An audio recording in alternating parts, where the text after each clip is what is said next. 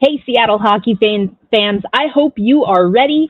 It is a game day. It's a Tuesday. It's a game day. The Seattle Kraken will begin a 4-game road series with the St. Louis Blues. Time to dust off the Road Warriors jackets. We're going to talk about that. Ron Francis did give an update on the state of the franchise, and maybe it's got me a little bit calmer than yesterday. All that and more coming up on this episode of Locked on Kraken.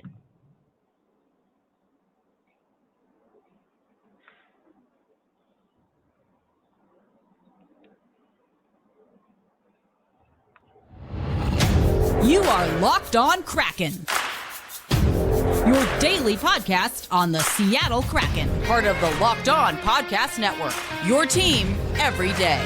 We are the Seattle Kraken.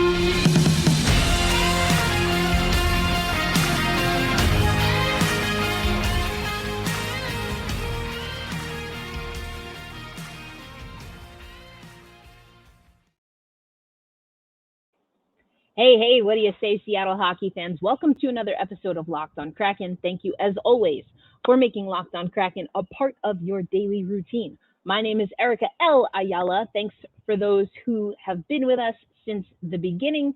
And if this is your first time listening or watching, again, I'm your host, Erica L. Ayala, have been since the beginning of the podcast. I am a multimedia sports journalist and have really carved out a niche in hockey. I've written for NHL.com, Sports Illustrated, the New York Times, and I am an analyst for the Premier Hockey Federation, the longest tenured analyst and broadcaster in that hockey league. Okay, let's get into it. It's game day. Trade deadline is coming up later this week. Ron Francis gave an exclusive interview to Seattle Kraken, Bob Condor, and John Forsland from Root Sports.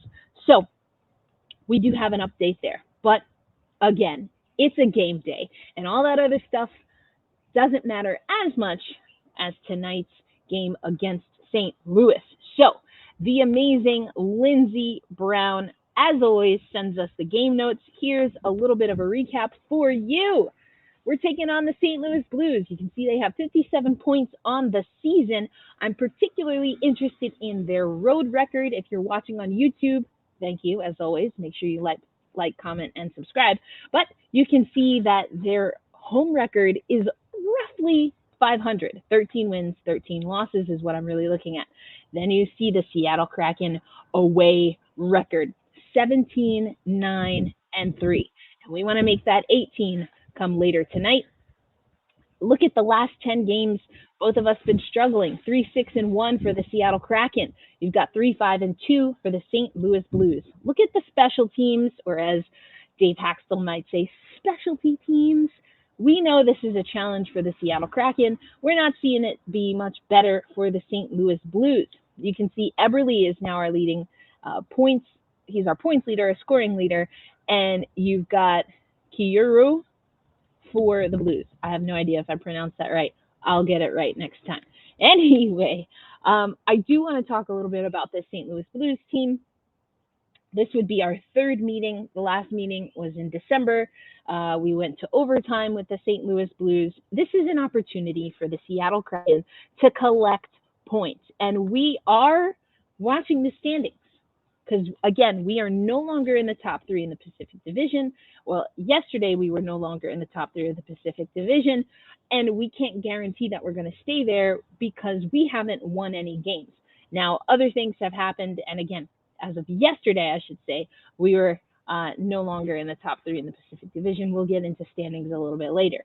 But here are some things that I think are important when we take a look at, again, some of the game notes that the fantastic Lindsey sent over. Now, a few players to watch. I like this stat for Oliver Bjorkstrand.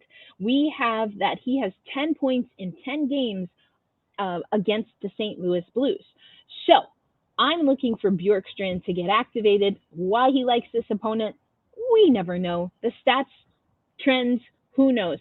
But I like this because Oliver Bjorkstrand is a player who we expected to perform maybe a little bit differently than he's performing now. I would definitely like to see him get a few more goals.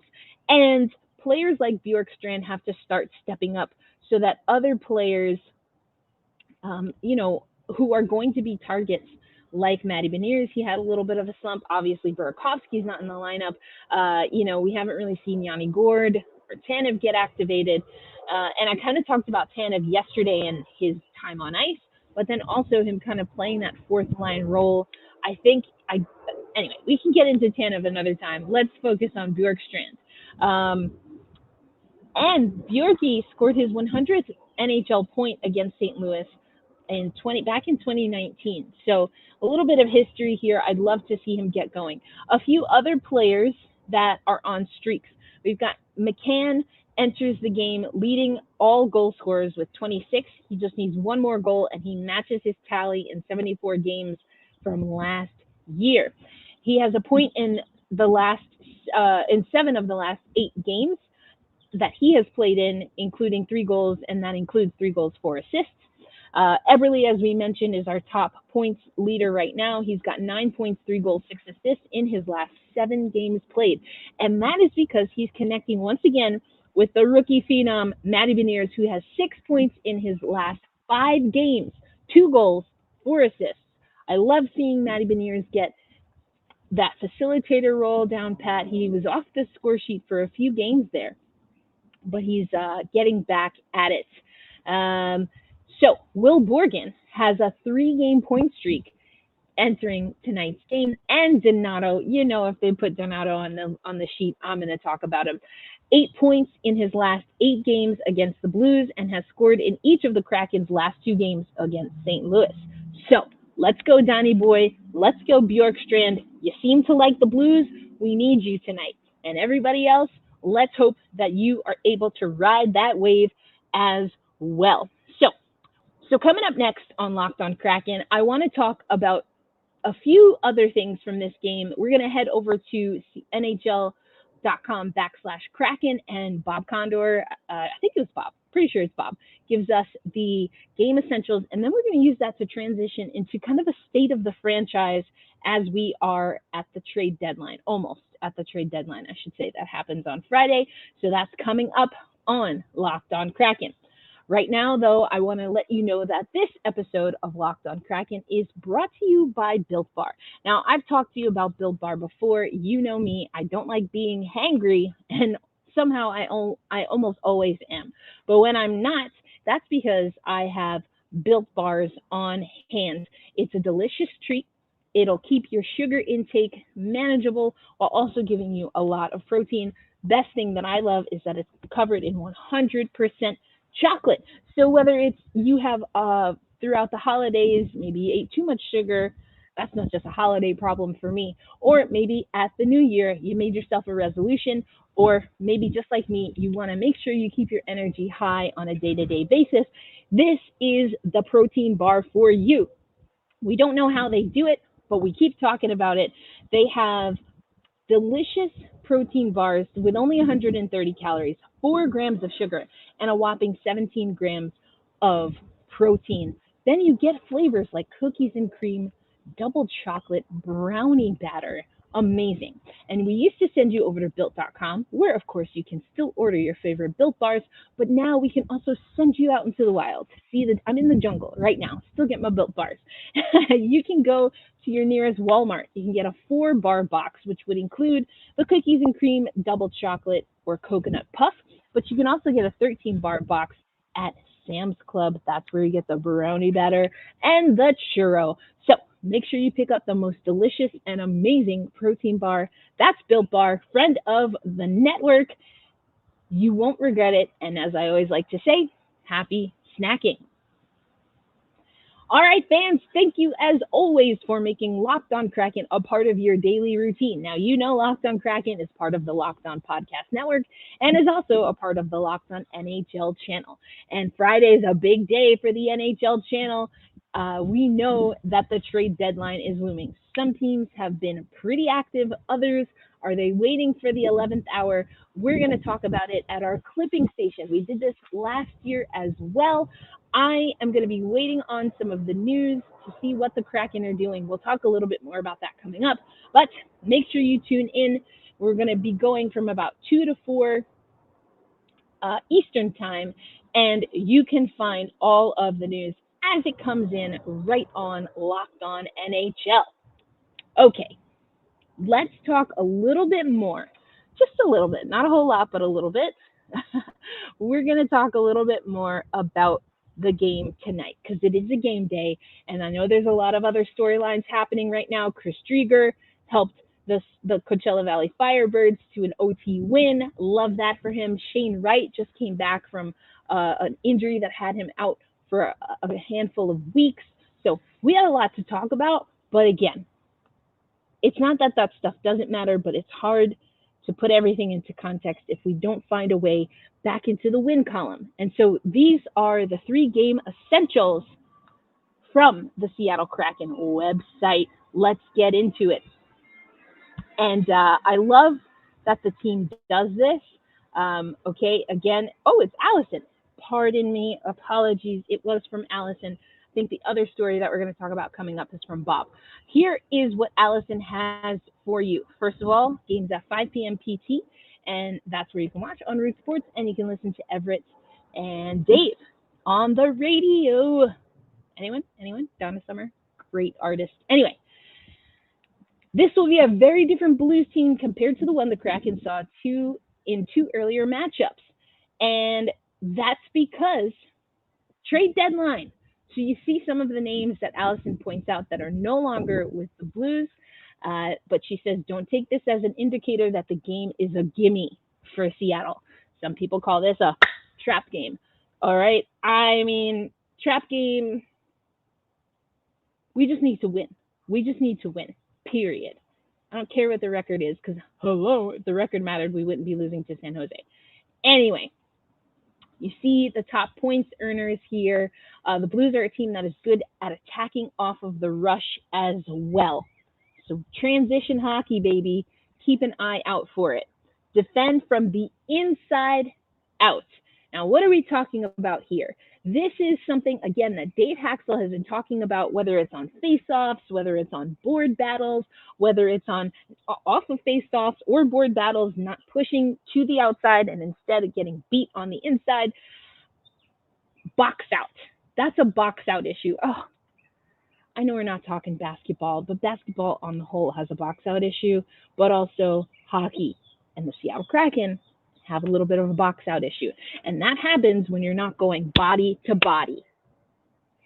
You can't miss a box out if you go body to body. Now, you might get beat on a box out, but you don't miss an assignment completely if you go body to body. Anyway, I'm a bit of a technical guru, or I'm a bit particular about that type of defense.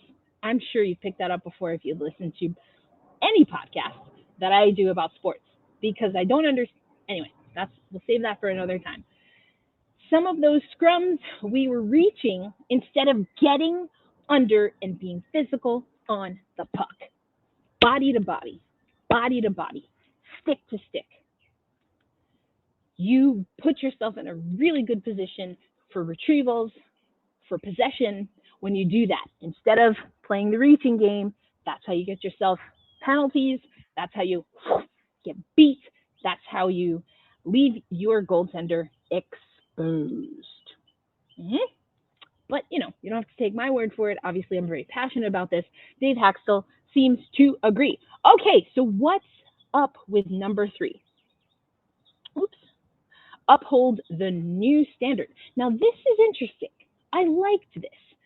After the playoff-esque, I like that, 6-5 loss, and we talked about that yesterday. I really thought both games were playoff-type games. Game 1, Game 2, 2 very different games, but that's what you get in a series. Anyway, Yanni Gourde praised the compete level backed by good goaltending. And he said, we need to be stiffer. That's Haxel, actually. Just the next 2 shifts after a goal, but the rest of the period.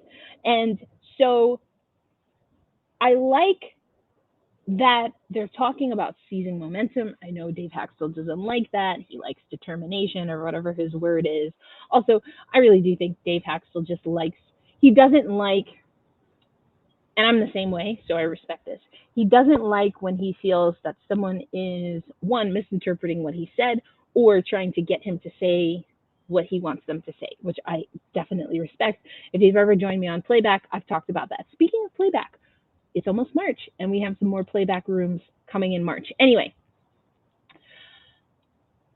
you need to get back to that checking identity. That's not the terminology that Allison's using in this piece, but we talked about that yesterday.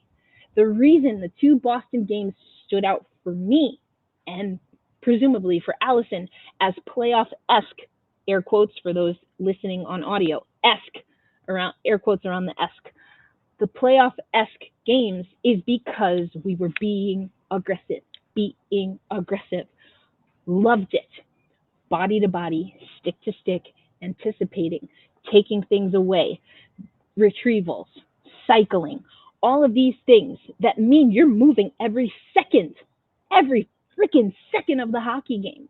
And that's how we need to play. I feel like if the Seattle Kraken took like a quarter of the way that Tanev plays on most every shift, and if he gave just a quarter of Tanev's energy to everyone on the roster,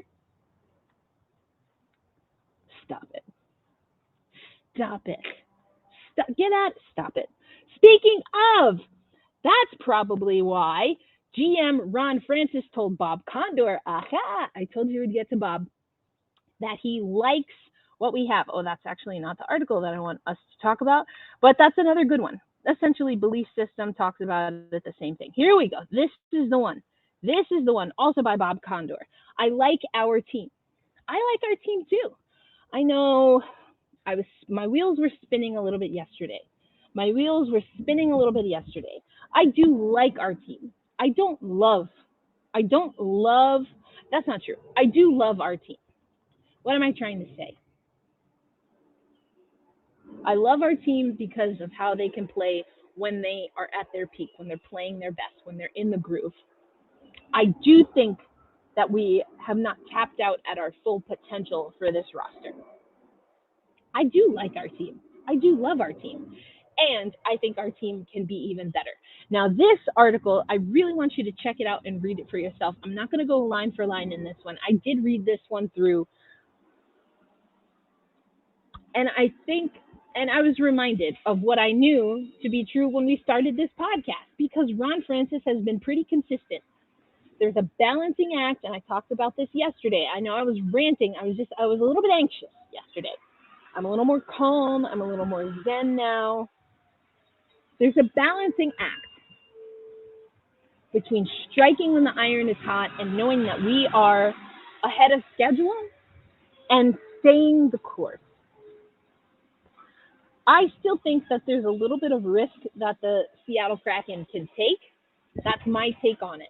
But in Ron, we trust. And in this article, which I liked, I was reminded of the perspective that the market right now, and again, Ron Francis, he's the numbers guy. I'm not playing with house money here. I can't even, that's not my ministry. But Ron Francis is so intelligent, and he's looking at the market, and he says it's like a rentals market, which again, the article describes beautifully, because at first I didn't really understand what Ronnie Francis meant. But they're using the term rental player, which I'd never heard in hockey before, but I would call them like bridge contracts. We've talked about that before on the show. And he feels like there's a lot of bridge contracts, rental players, but where does that leave you in a year or two with the salary cap? Where does that leave you in a year or two as you're trying to negotiate players that you want to extend versus players that are now in the free agent market? And so he doesn't like the renting. He wants to own it, baby, which is weird. We're talking about people, but I hope you forgive me in understanding that we're talking contracts, really, not people. Of course, people are attached to the contracts. And again, sports gets messy in that way. But anyway, you understand what I'm saying. He wants to have more, let's say, control and autonomy over the timeline for players if he's going to be trading for them, which makes total sense. Again, we're in a good place, I think, salary cap wise, with picks, all of that stuff. And you can't blow all your money, because we gotta, if you think of it as a business or like finance, right? We need a steady revenue stream. And though we are, again, call it ahead of schedule, call it punching above our weight, we need to show that we can sustain that. And I think that's where my anxiety was coming from, and has been coming from in the last handful of weeks, is because the Seattle Kraken showed that we can be in a playoff race. I still think we've fallen just a smidge short in showing that we can stay the course, that we can do that consistently over time, that we can replicate this success, and that it's not just lightning in a bottle.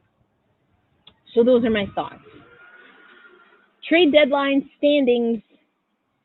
Let's talk about that coming up, but I highly recommend that you read this article. Again, GM Francis, I like our team. Do you like our team? You know me. I like our team. I love our team. And we can be better. And we will be better. Not just because the players that we have are going to elevate their game to reach the highest level, but we also are going to get players that can help take us to the next level. I saw the comments from yesterday. Yes, we need another leveling up. We were okay with some rental contracts last year. Doesn't sound like Ron Francis wants to do as many of those this year. So I think, and I've said this before, I've said it on the roundtable, I've said it on Locked On Kraken, I've said it on other podcasts. I really think that off season is our time. And by next trade deadline, I think we'll be in a different position. That's my take on it, because next trade deadline will be that 3-year mark. And since the beginning of this podcast, what have I said? Ron Francis, everything that I get from him is telling me that he has a 3 to 5 year window to get to the playoffs. We might be, again, ahead of schedule there. But if we exit early, if we don't make the playoffs, I think Ron is okay with that, if starting in year 3 and then going on to year 4 and 5, that once we enter the playoffs, we remain a playoff team. And so again, that's the now versus later, now next later, now next later. That's a framework that I use in somewhere else. The now is okay. The next, I have some questions on. And then the later, I think, is the big picture that has always been fed to us. But the now and the next need to be solidified in order for us to really be a team that has sustained success in the National Hockey League. Let's talk. All right, folks, this episode of Locked On Kraken is brought to you by Athletic Greens. Now, I've talked to you about it before. 1 scoop, 8 ounces of water, shake that sucker up, and you are good to go. 75 adaptogens, probiotics, all the good gut health, minerals, vitamins, everything that you need. You don't have to spend $100 a day anymore. You can just spend, a cup of coffee worth, a cup of coffee worth a day, $3 or so a day. And that's what it costs for an entire year supply of AG greens. So I like AG greens because, again, it makes my morning routine super simple. Being on the road, it's tough sometimes to eat what is comfortable for me or what sparks joy. So knowing that at least I'm getting my nutrition between Athletic Greens and some of the other sponsors, I love that and makes things easy when I'm on the road. So because we love you so much, we are going to give you a 1-year free supply of the immunity boosting vitamin D. It's a little droplet when you place your first order of Athletic Greens. All you have to do is head to athleticgreens.com/LockedOnNHL Network. That's NHL.com/LockedOnNHL Network. We want you to take control over your health with Athletic Greens. Enjoy. Thanks as always for making Locked On Kraken a part of your daily routine. I'm your host, Erica L. Ayala. And if this show has given you value, whether you're listening on audio, whether you're watching on YouTube, we'd love for you to subscribe. Commenting is always great. And make sure you share the podcast. All right? We've got some great things that are coming up. The trade deadline, all of that stuff. It's a game day. So you're going to want to keep up with that. Okay. We talked about it's a game day. We want to talk standings, of course. We have to talk standings because right now, I mentioned that, Boston played last night and we had Vancouver playing and all of this stuff. We weren't really able to gain any traction yesterday, but let's take a look at what we have right now with the standings. All right. So you can see that, there we go. Full screen layout. There we go. You can see that the Seattle Kraken are in that second wild card position. I saw in the comments, Striatic was a little bit more concerned with Calgary than Nashville. Now, here's the thing.